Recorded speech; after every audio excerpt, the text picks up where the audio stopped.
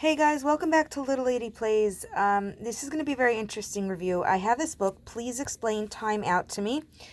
And I'm kind of going to go over the book review, but don't forget to stay tuned because I must get something off my chest after this book review. So stay and hear it. And this is more of it will hopefully lead to a discussion. And I really, really hope that you will leave your comments below because, well, let's get started. So this book, as you could see, Please Explain Time Out to Me. Now, there's a brief introduction for parents, which that's cute. Okay, fine. Then it's about this family, and there's a boy named Jackson, and, he gets consequence at home. He goes to his room, and he has these really nice toys. Okay, fine. Not so much of a learning curve, no problem. Then in school, he gets sent to timeout for the teacher deciding that he misbehaved. Okay, fine. You're a teacher. You misbehaved, no problem. You need to control many children. And then the next day, he comes home a little sad, and the next day he tries his hardest to be good. Well, at home, guess what happens? His brother's annoying him once, twice, three times. First he shares, and then at some point his brother annoys him once, twice, three times, and he gets mad. Now, here's where I come in. I would like to make a disclaimer first. I absolutely do give timeouts. Absolutely. However, let's actually start this book review from the beginning. So the boy goes to the corner, and if you read the text, I'm not going to actually read the text. A boy pushed in front of him. Now, he's in kindergarten. Could we take a step back a second? He used his hands not to be mean. He used his hands because he didn't know how to communicate. So, what should the teacher have done? First, the teacher should have said, you know what? Let me script. Scripting is to go over ways to tell him, you know what, next time somebody pushes you, this is what you could do. You could say, excuse me, please don't push me. Or you could say, Miss Teacher, so-and-so pushed me. Can you help me? But what happened? Two things. Number one, he just got sent to timeout. There was no learning curve. There was no expectation set. Two children were wrong, one child gets punished. Absolutely not. Not in my book. If you are going to give a child a timeout, and like I said, I'm a firm believer in timeouts, two things have to be done. Number one, if this poor child was to push day one and you gave him a warning, say this is how you should respond. Then number two, you have this poor child repeat back to you. So now you both know he knows how to respond. And number three, say, because your friend got hurt, in the future you'll get a timeout. And then I would say, no problem. Because what'd you do? You gave the boy the skills and you gave him a chance to do the right thing. You can't just tell a child, behave. What does behave mean? So that's the first problem with this book. Now let's get on to the second one. Now he learned to behave, not because he actually learned to behave, because he was too scared to do anything else. Next goes on, he's learning to share with his brother, and thumbs up for that because sibling love is priceless.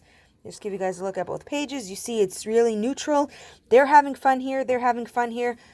Something I noticed right away, no parents involved.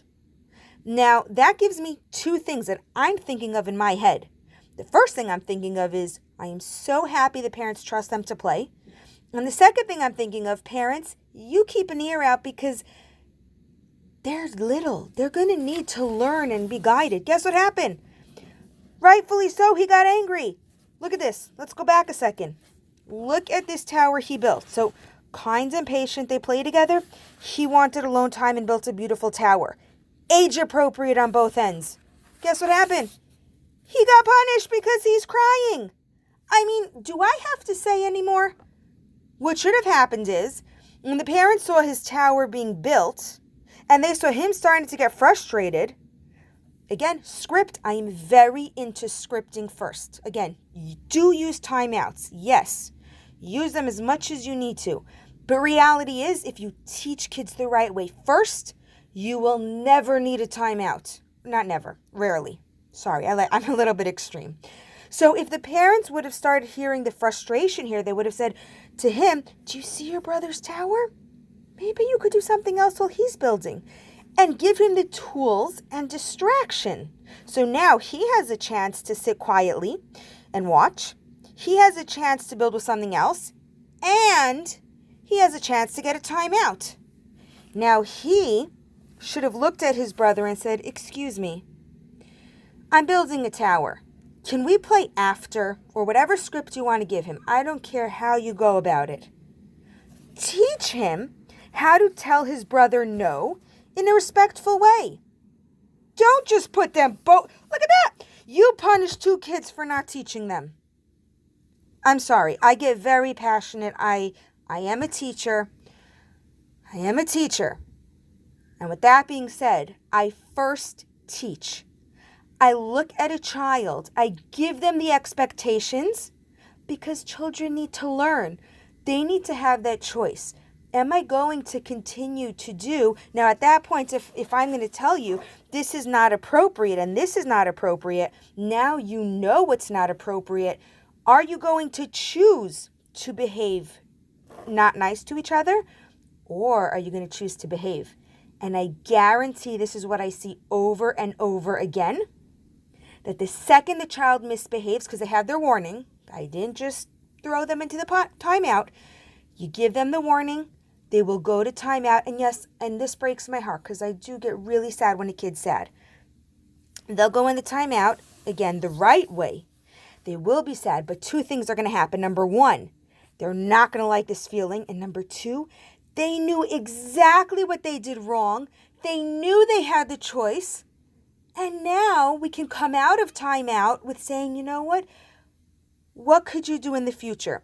And you're bringing together this conversation that reality is, as I'm reading this book, I'm like, I don't know who did what. I don't know who did right, who did wrong, who's responsible.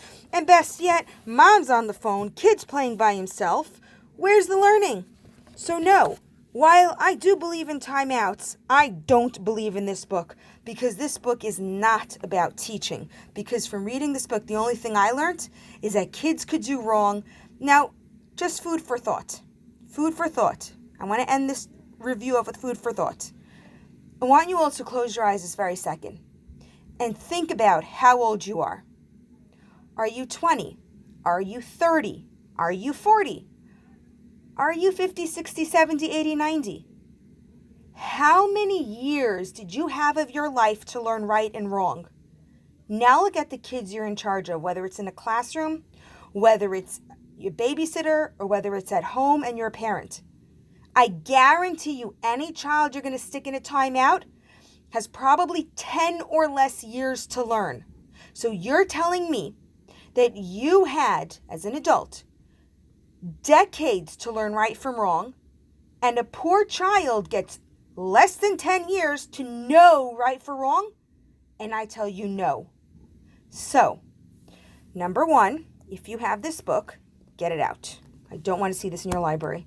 And I rarely give negative reviews, especially to books, because I know we all see different things.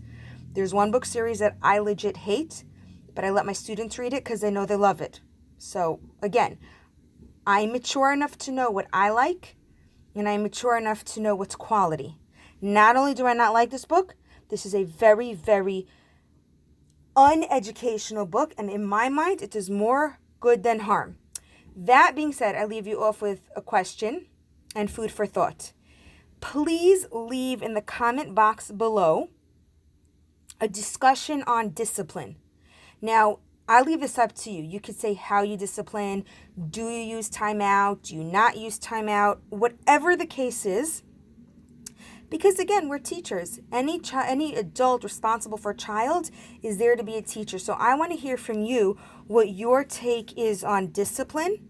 And if it's something unique, I'd love to hear it because we all learn from each other. So let me know your take on discipline. And if you have this book, how fast you threw it out. Thank you guys so much for stopping by. Don't forget to like and subscribe. Happy playing.